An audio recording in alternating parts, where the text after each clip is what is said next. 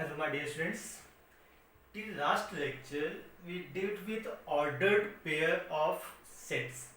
हम लोगों ने ordered pair देख लिया था और क्योंकि रिलेशंस का बेसिक्स ही वो ordered pair है तो इस लेक्चर को देखने के पहले आपको हमारे प्रीवियस लेक्चर को देखना है जिसमें हम लोगों ने ordered pair की बात की थी. ordered pair में हमने कहा था कि numbers arranged in a specific order, जैसे कि a कॉमा b. जैसे आप कोऑर्डिनेट लिखते हो x कॉमा y, तो हमेशा जो x कोऑर्डिनेट है वो फर्स्ट में ही आएगा, y कोऑर्डिनेट है वो हमेशा सेकंड में ही आएगा. तो ये हो गया आपका ऑर्डर्ड पेयर. अब इसका उसके बाद फिर हमने देखा था Cartesian product of two sets. जो Cartesian product of two sets हम लोग एक बार फिर से डिफाइन कर लेते हैं. लेट a इक्वल्स टू मैं बोलता हूँ 0 1 2 3 एंड b इक्वल्स टू मैं बोलता हूँ 1 2 1 4 5. Okay, and now find a cross b. हम लोग इजी a क्रॉस b निकाल सकते हैं. a क्रॉस b क्या था आपका? ये था 0 1 2 3 क्रॉस 1 4 5.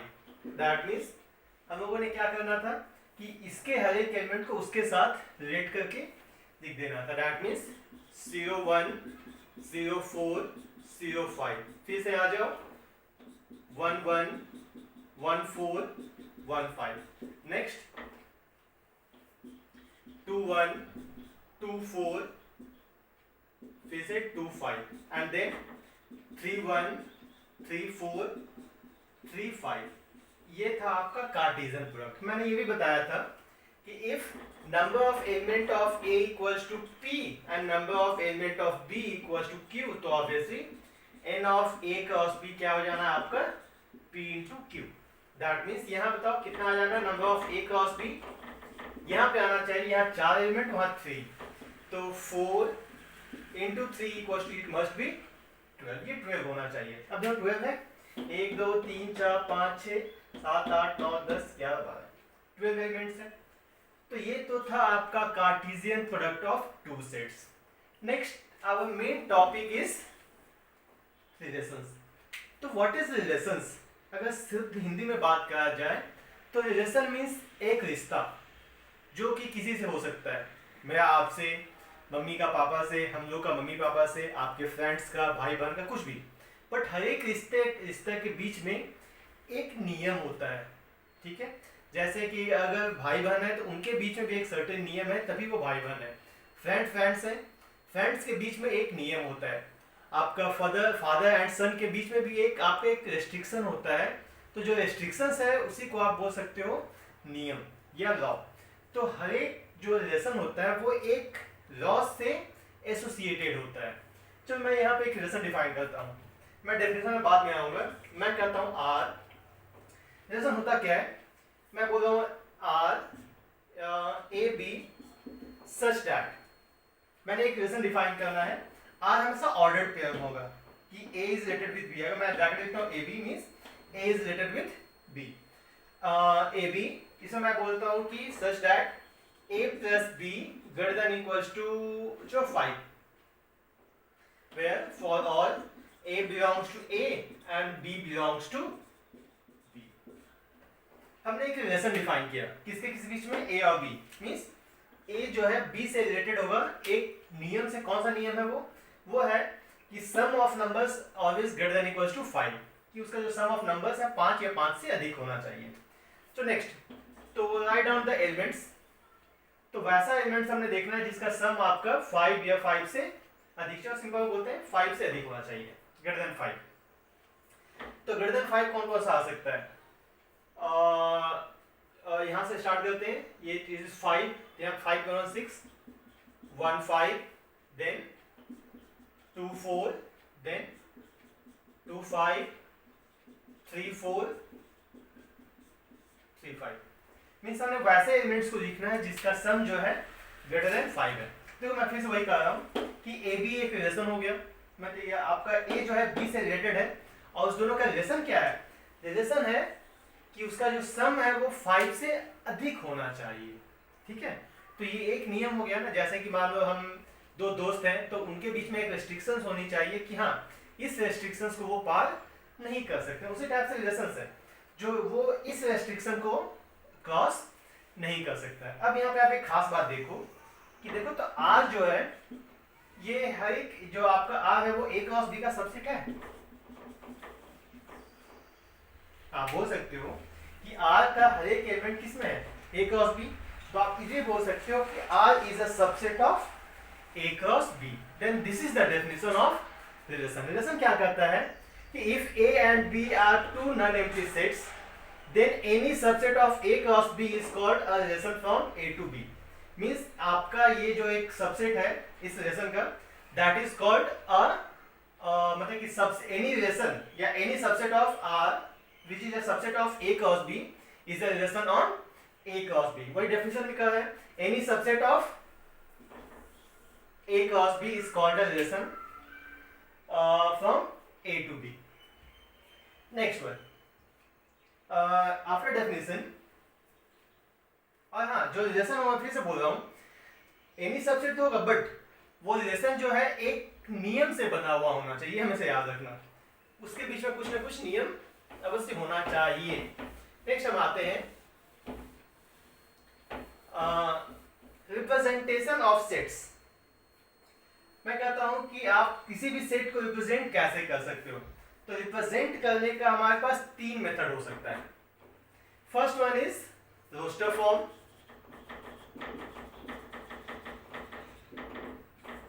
देखो रोस्टर फॉर्म आपने सेट्स में भी देखा था। Roster form is what, in roster form we list elements within a braces and separate them by commas. Roster form में हम लोग करते क्या है, रोस्टर फॉर्म में हम लोग एलिमेंट्स को लिखते हैं ब्रैसेस के अंदर, हर एक दो एलिमेंट के बीच में एक कॉमा होता है। जैसे कि यहाँ देखो यहाँ पे एलिमेंट से जब हम ऑर्डर पेयर लिखें, order pair comma order pair comma and so on, तो इसी को बोलते हैं हम लोग roster form. Next one is set builder form.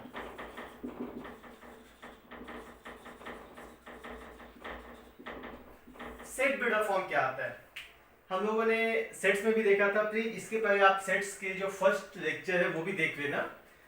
उसमें हम लोगों ने डेफिनेशंस को बहुत ही अच्छे तरीके से समझाने की कोशिश किया है। Next one is set builder form. Set builder form क्या होता है, सेट बिल्डर फॉर्म में आप एलिमेंट्स को नहीं लिखते हो, सेट बिल्डर फॉर्म में आप उसके प्रॉपर्टीज को लिखते हो। That means we list property comma properties associated with each elements of the set. इसी टाइप से सेट बिल्डर फॉर्म है जिसमें हम लोग रिलेशंस के एलिमेंट्स को ना लिख के उसके प्रॉपर्टी को लिखते हैं। जैसे कि ये देखो मैंने कहा A B such that A plus B is greater than 5। ये क्या है, ये एक प्रॉपर्टी है और इस प्रॉपर्टी से एसोसिएट रिलेटेड ही हमने इस एलिमेंट्स को लिखा है। तो ये हो गया आपका set builder form. Next one is last one, sorry मिटाना नहीं चाहिए था। Third one is arrow diagram.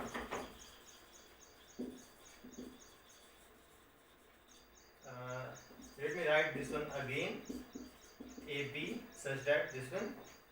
तो R इक्वल्स टू था हमारे पास 1 5 2 4 and so on. Okay next one is arrow diagram. Arrow diagram है क्या, एरो डायग्राम को भी हमने लास्ट लेक्चर में बताया था। एरो डायग्राम इज सिंपल, यहाँ क्या करो, मेक टू ओवल्स, यहाँ राइट डाउन ए आर, ये सेट ए, ये सेट हो गया आपका बी। इसमें क्या करना बेटा, आपका सेट ए और सेट बी को लिख दो। सेट ए में हमारे पास था 0 1 2 3 एंड इन दिस वन 0 1 4 5, ये हमारे पास था। अब हम लोगों ने क्या करना है कि एलिमेंट सीखना है, 1 with 5, 2 with 4, 2 with 5। तो 1 is related with 5, make an arrow, फिर 2 with 4 and 2 with 5, next 3 with 4, 3 with 5। तो ये हो गया आपका एरो डायग्राम। अब ये तो आपका रिप्रेजेंटेशन ऑफ सेट्स हो गया। एक बहुत ही इंपॉर्टेंट टर्म, इसमें हम लोग बात करते हैं कि इफ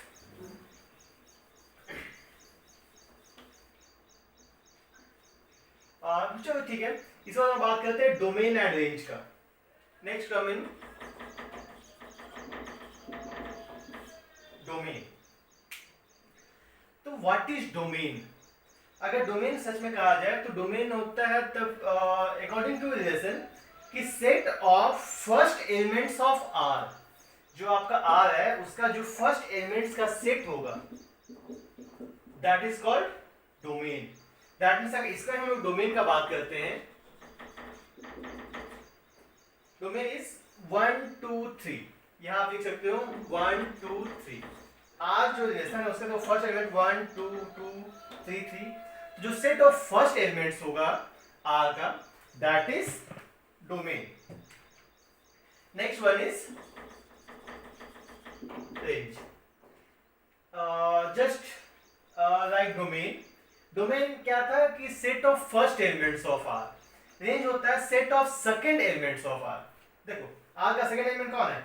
5 4 5 4 5 4, तो यहां हो जाएगा रेंज। यहां देखो आप डोमेन हमने लिखा set of all first elements of components of the ordered pair, and range same चीज कि set of second components of the ordered pair. Next term is codomain. What is codomain?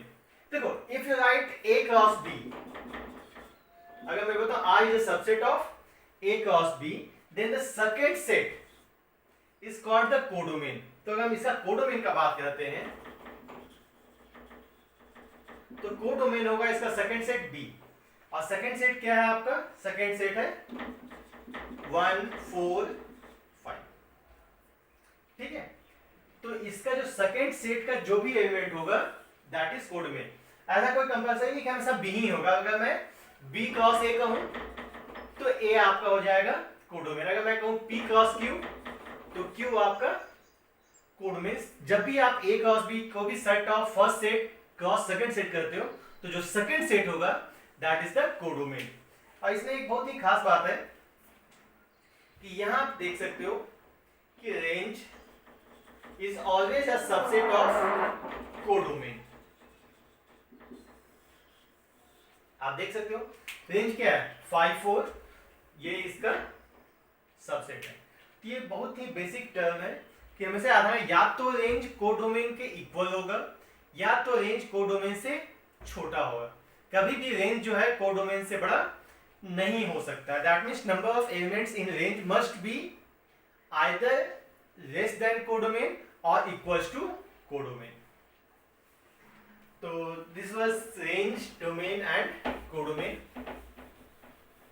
Next, one more important thing.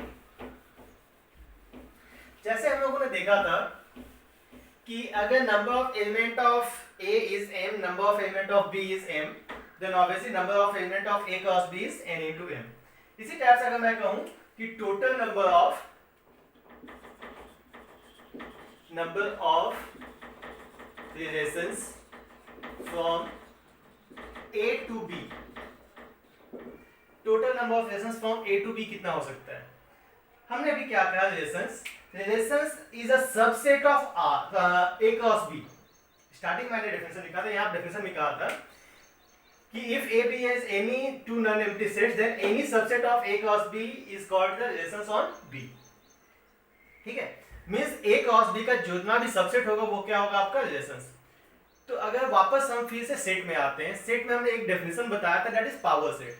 Power set में हमने कहा था कि collection of all possible subsets of a given set is called power set. क्या कहा था मैंने? Collection of all possible subsets of the given set means किसी भी सेट का जितना पॉसिबल सबसेट्स होगा दैट इज पावर सेट। और यहां पे मैंने डेफिनेशन क्या कहा कि टोटल नंबर ऑफ रिलेशंस है, उसमें मैंने वही कहा कि रिलेशंस क्या था कि any subset of A cross B. That means अगर मैं कहूं total number of relations from A to B, that means total number of subsets from A to B. अगर फिर से करने में फिर से बोल रहा हूं, आपका पावर सेट का डेफिनेशन था कि collection of all possible subsets of a given set. यहां पे भी वही है कि आपका रिलेशंस क्या है? Relations is a subset of Cartesian product two sets. तो यहां भी हमने टोटल उसके सबसेट्स को लिखना है, और टोटल सबसेट्स में जाएंगे तो फिर से यहां पे पावर सेट का ही बात करेंगे। अगर हम पावर सेट को डिनोट करें, मैंने कहा था if N A equals to m, then number of element of power set of A equals to 2 to the power m. तो अगर इसी में आ जाए कि इसमें बड़ा total number of elements in A cross B कितना है, मैंने भी कहा कि इफ Na इक्वल्स टू मान लो P, Nb equals to Q, then N of A cross B equals to P into Q. तो अगर टोटल नंबर ऑफ रिलेशंस का बात करें तो हम बोल सकते हैं 2 to the power, यहाँ पे था क्योंकि यहाँ m एलिमेंट्स है तो 2 to the power m, यहाँ पे एलिमेंट है हमारे पास p into q, तो it is p into q, या इसको बोल सकते हैं 2 to the power n of a cross n of b. ये हो गया आपका total number of relations from set capital A to set capital B. Next आते हैं, इसमें अधिकतर बच्चों को कंफ्यूजन होता है कि ऐसा क्यों, इसलिए मैंने कोशिश किया इसे कोरिलेट करने का from sets. Next come on types of sets. भाई तो आपको अप टू क्लास 11 तक सेट्स में बस इतना ही जानना है, definitions, roster form, set vector form, arrow diagram, domain, range and codomain. But इसमें एक छोटा सा डेफिनेशन भी है, that is types of sets. हम लोग इसको फिर नेक्स्ट लेक्चर में बहुत ही इलैबोरेट करेंगे for class 12. Next types of sets. First one is empty set. Empty set क्या, sorry empty relation. Types of empty. Empty relation क्या हो सकता है? एम्प्टी रिलेशन कहता है, जैसे नाम बता, जैसे कि एम्प्टी सेट था. एम्प्टी सेट क्या कहा था हमारा? एम्प्टी सेट ने कहा था, जो हम सेट में डील किया था, कि sets having no elements. Same funda with empty relation also. Relation having no elements are called empty set, empty relation. जैसे फिर से वही एग्जांपल लेते हैं, A equals to 0 1 2 3 and B equals to 1 4 5. अगर मैं कहूं R equals to AB such that A plus B is less than 2, where A belongs to capital A, B belongs to capital B. अब मुझे बताओ कि sum of two elements less than 2 कब आएगा? हम या लेस देन 0 बात करते हैं, लेस देन 1. तो हम मिनिमम भी ऑर्डर पेयर निकालें तो 0 1 0 plus 1 दैट इज 1 ही आना है. तो इसमें ऑब्वियसली है कि कोई एलिमेंट नहीं आएगा. आप निकाल के देख सकते हो. आप मिनिमम पेयर बनाओगे तो कैसे बनाओगे? यहाँ हो सकता है 0 1 या 0 4 0 5 या 1 1 1 4 1 5, then 2 1 2 4 2 5, then 3 1 3 4 3 5. आप यहाँ देखो मिनिमम भी आएगा तो 0 plus 1 1 ही आना है, बट वो आपका नहीं है. और हम लोग जानते हैं कि phi is a subset of A cross B. और जब when phi is a subset of A cross B, तो obviously phi is a relation from A to B, and this type of relation having no elements are called empty relation. Second आ जाओ आप universal relation.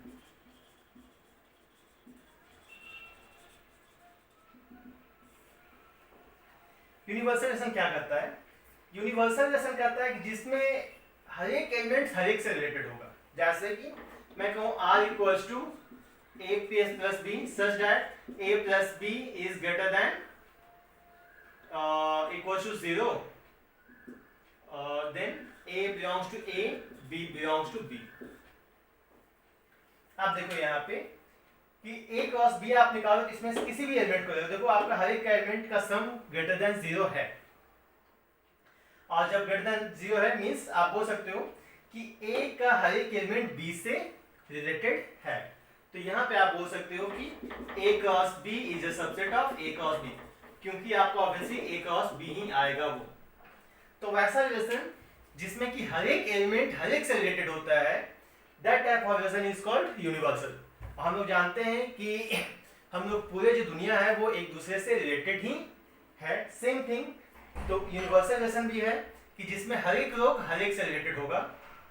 Any how that type of relation is called universal relation. तो ये हमारा basic terms था जो हम लोगों को इस टॉपिक में पढ़ना था। इस टॉपिक के बाद जो भी है वो हमारे क्लास 12 में यूज होगा।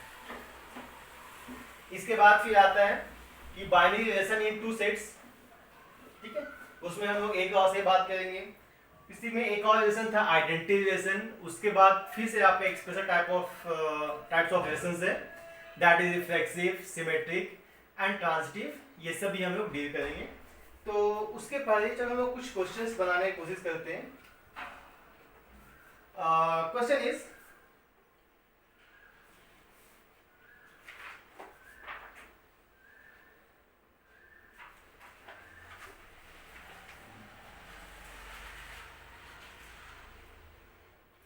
there is a arrow diagram is given. It is P, it is Q, it is 4, 9, 25, it is 5, 3, 2, 1, -2, -3, -5. 5, 3, 2, 1, -2, -3, -5. And here then 4 with 2, 4 with -2.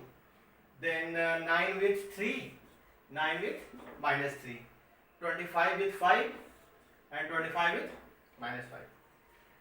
ये क्वेश्चन है। क्वेश्चन इज कि write the relation in roster form. First one is roster form. तो roster form क्या आना था? Roster form में हमने कहा था कि हर एक एलिमेंट्स को हम लोग ब्रैसेस के अंदर लिखते हैं और हर एक दो एलिमेंट के बीच हम लोग कॉमा रखेंगे। मतलब कि अगर हम इसका रोस्टर फॉर्म का बात करेंगे तो यहाँ पे इक्वेशन है that is R, this is set P and this is set Q.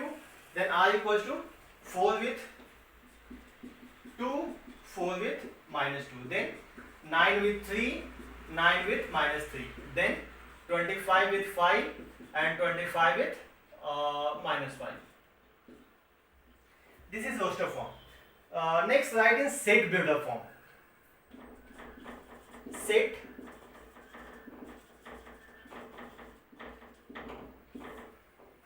builder form. Set builder form में हमने क्या कहा था? सेट बिल्डर फॉर्म में हमने कहा था, रोस्टर फॉर्म में था कि हम लोग एलिमेंट्स को विद इन ब्रैसेस लिखते थे।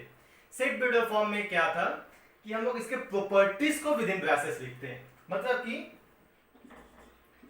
R इक्वल्स टू, यहाँ लिख दो आप AB या XY सच दैट। तो रिलेशन क्या है कि जो 4 है उसका स्क्वायर रूट दोनों तरफ है 2 - 2, यानी 2 - 2 का स्क्वायर दैट इज 4। तो हम बोल सकते हैं A equals to B square, है ना।